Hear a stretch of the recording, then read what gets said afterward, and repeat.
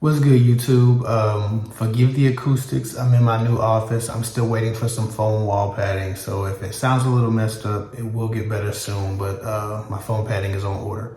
Anyway, I'm just getting settled in my new office and my new house. Finally got everything unboxed. But I wanted to answer this question I got online. Somebody said, what are some inner practices that you recommend for women to turn down men who aren't for us faster? Right. So how to make better, more efficient decisions with guys without wasting so much time and taking on so much trauma. Put simply, be more loyal to your principles than your emotions. Intellectually, we all know what's best for us, right? From a mental place, from a psychological standpoint, we could all pretty much guess or brainstorm about what's best for us.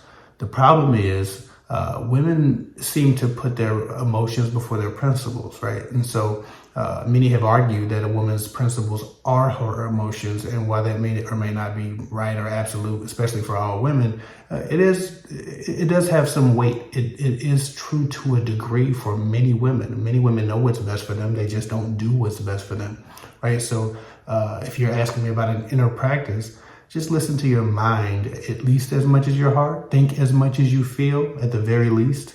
Too often when women meet a guy and they decide he's good enough or they like him, they put all their principles to the side and they just feel their way into a relationship or a situationship. It almost never leads to where they want it to lead because they didn't use their heads, they didn't use their brains, right? I remember when I was in elementary school, my principal used to always say, put your thinking cap on. Well, a lot of people don't do that when they start to feel, right? Chemistry becomes king.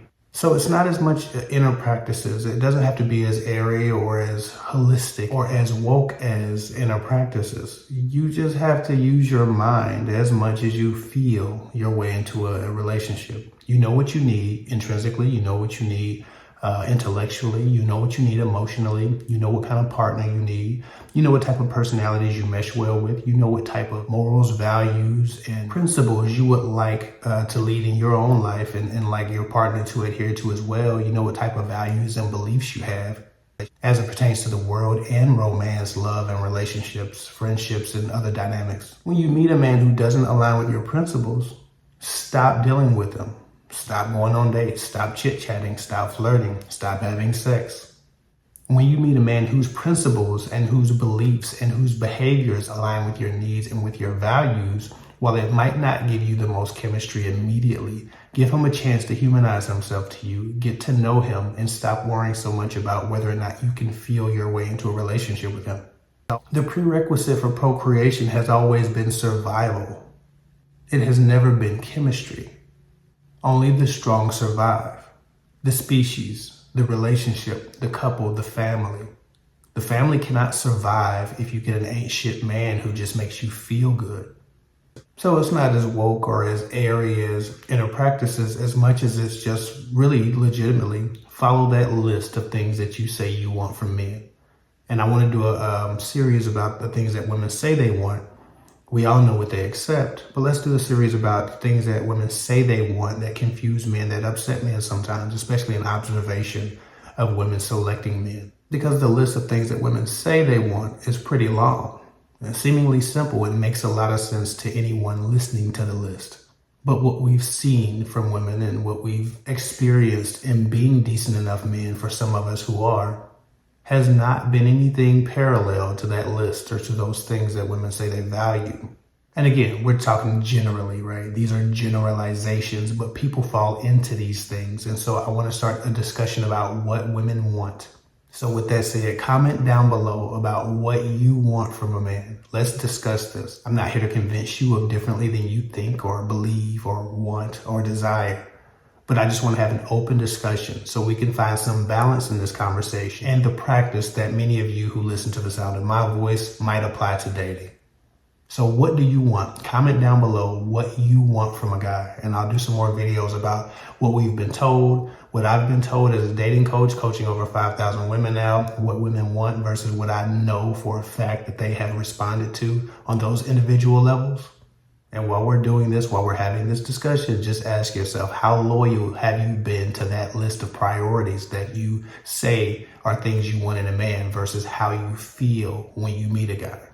The vibrations, the butterflies, the chemistry. Which have you prioritized?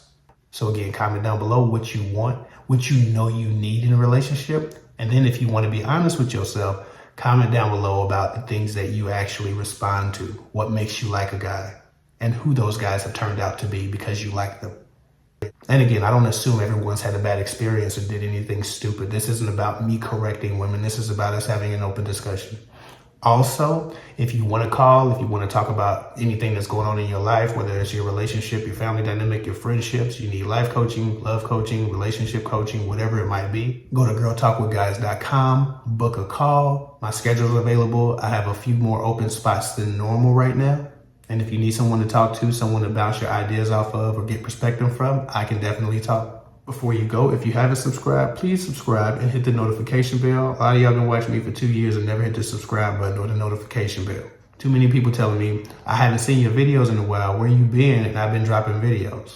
Well, not this month, but most of the time, that's what I get. So please hit the notification bell. Subscribe if you haven't subscribed. It don't take a whole lot. Just hit the button. Follow me on Instagram at KFIC24. Let's start this discussion. I'll be doing video responses today.